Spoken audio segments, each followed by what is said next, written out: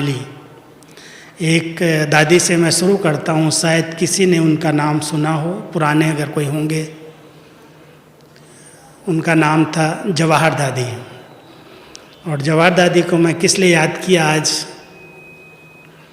जवाहर दादी पांडव भवन में कुछ समय के लिए आई थी और मैं समझता हूँ उत्तर प्रदेश के किसी सेवा केंद्र पर वो इंचार्ज थी, वहाँ से वहाँ शुरू की थी।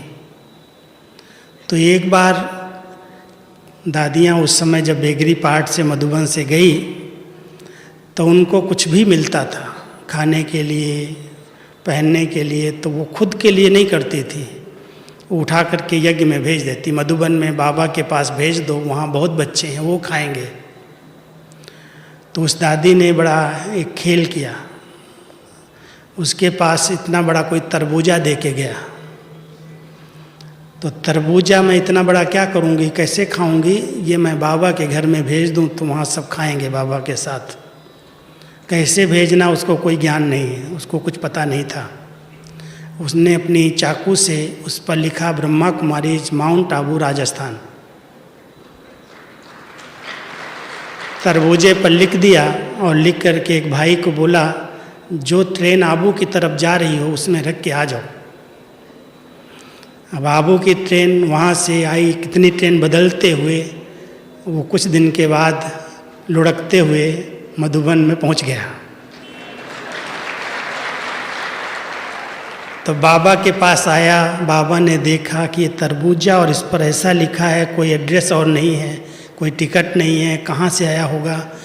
बाबा तो जाने जाननहार थे। बाबा कहते हैं, हाँ बच्ची, उसी बेटी ने भेजा होगा, वही ऐसी है भोली सच्ची बच्ची। तो ऐसी सच्ची बच्ची थी जो उसने इसी तरह का तरबूजा घर में भेजा और सब ने उसको प्यार से खाया।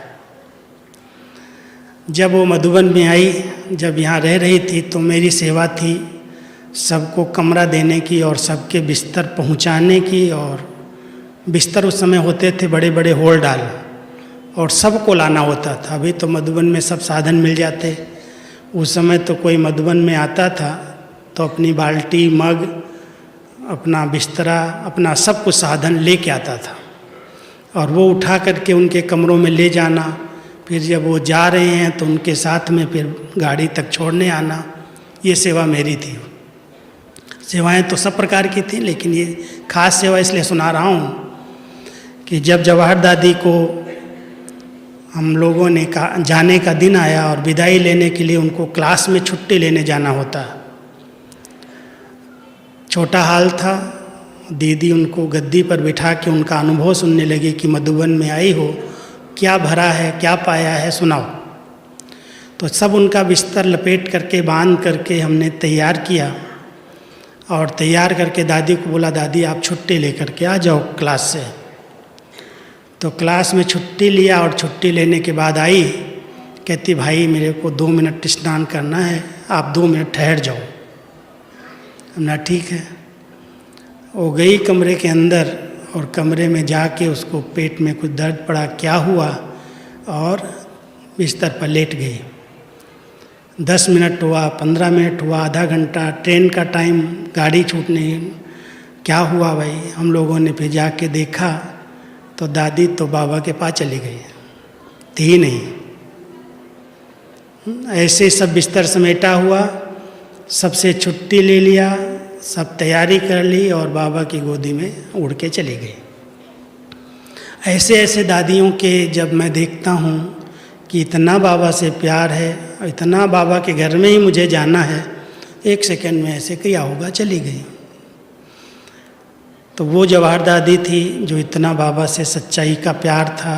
और यज्ञ के अंदर ऐसे जो बाबा के बच्चे थे वो बड़े निश्चय बुद्धि, बहुत भावना वाले, बाबा से, मधुबन से, पढ़ाई से बहुत प्यार।